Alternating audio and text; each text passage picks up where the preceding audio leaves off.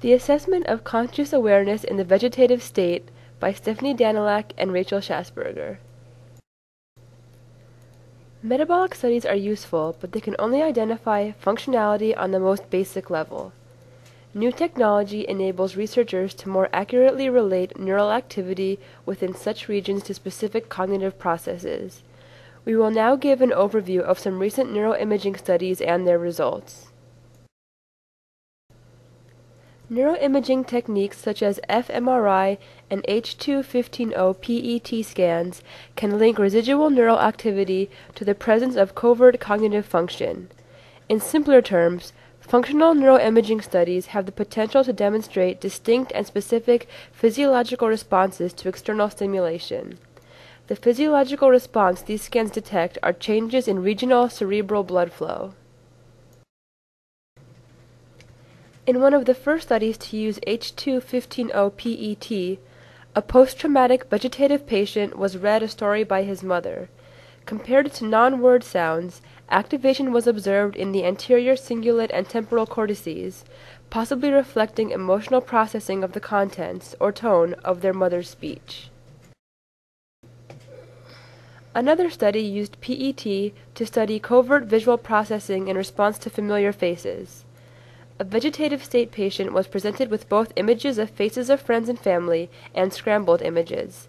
The so-called human face area, the right fusiform gyrus, showed activation when the patient was presented with the pictures of familiar faces as compared to the meaningless images. Individuals in a vegetative state can recognize the voices and faces of familiar people. Does this mean they are conscious and simply unable to respond? Further studies dig deeper into this complex question.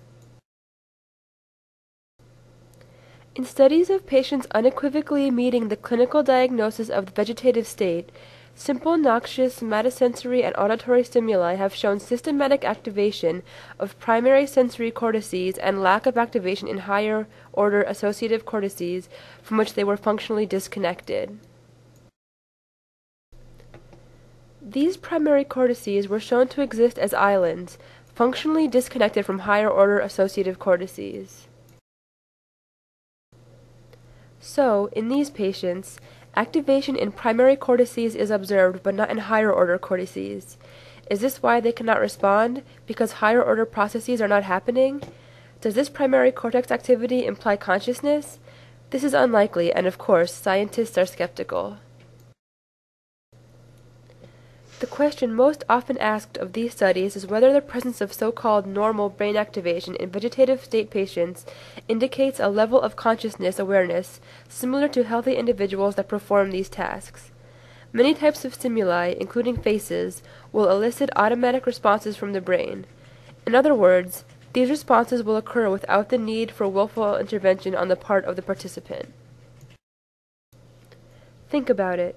You cannot choose to not recognize a familiar face, can you? By the same argument, normal neural responses in vegetative state patients do not necessarily indicate that these patients have any conscious experience associated with processing the stimuli. Such patients may retain islands of subconscious cognitive function in the absence of awareness. The logic described herein exposes a central conundrum in the study of conscious awareness, and in particular, how it relates to the vegetative state. Deeper philosophical considerations notwithstanding, the only reliable method that we have for determining if another being is consciously aware is to ask him. The answer may take the form of a spoken response or a nonverbal signal, which may be as simple as the blink of an eye, as documented in cases of the locked-in syndrome. But it is this answer that allows us to infer conscious awareness. In short, our ability to know unequivocally that another being is consciously aware is ultimately determined not by whether they are aware or not, but by their ability to communicate the fact through a recognized behavioral response. But what if the ability to blink an eye or move a hand is lost, yet conscious awareness remains? By definition, patients who are diagnosed as vegetative are not able to elicit such behavioral responses. Following the logic of this argument, then, even if such a patient were consciously aware, he would, by definition, have no means for conveying that information to the outside world. A novel approach to this problem has been described recently, using fMRI to demonstrate preserved conscious awareness in a vegetative state patient. The individual was in a traffic accident in 2005, which resulted in her undergoing a bifrontal decompressive craniectomy to relieve the swelling in her brain. After extensive testing, it was determined that her behavior was consistent with that of an individual in a vegetative state. Prior to the fMRI scan, the patient was instructed to perform two mental imagery tasks when cued by the instructions, "Imagine playing tennis" or "Imagine visiting the rooms in your home." In a third condition, the patient was asked to just relax. These tasks were chosen for their ability to elicit activation in specific areas. In healthy people, imagining playing tennis will elicit activation in the supplementary motor area. And imagining moving from room to room in one's home will cause activation in the parahippocampal cortices, posterior parietal lobe, and lateral premotor cortices, all regions that contribute to spatial navigation. The reliability of these responses across individuals enables this activation to be used as a neural marker, confirming that the patient has the ability to understand instructions, to carry out different mental tasks in response to those instructions, and, therefore, is able to exhibit willed, voluntary behavior in the absence of any overt action. Back to the vegetative state patient. When she was asked to imagine playing tennis, significant activity was observed in the supplementary motor area that was statistically indistinguishable from that observed in the healthy volunteers. The same happened when she was asked to imagine walking through the rooms of her house. The areas associated with this processing showed significant activity, also indistinguishable from that in the volunteers. This confirmed without a doubt that this patient retained the ability to understand spoken commands and was consciously aware of herself and her surroundings. Skeptics would argue that the words tennis and house could trigger the automatic brain activity we talked about earlier. However, in this case, the observed activity was not transient, but persisted the full 30-second duration of the imagery task. This sustained activity is impossible to explain in terms of unconscious responses.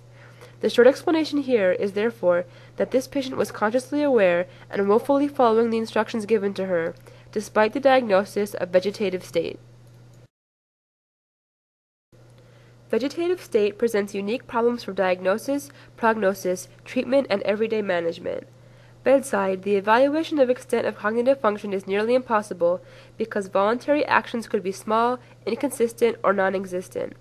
Functional neuroimaging offers a complementary approach to the clinical assessment of patients and the extent of their abilities.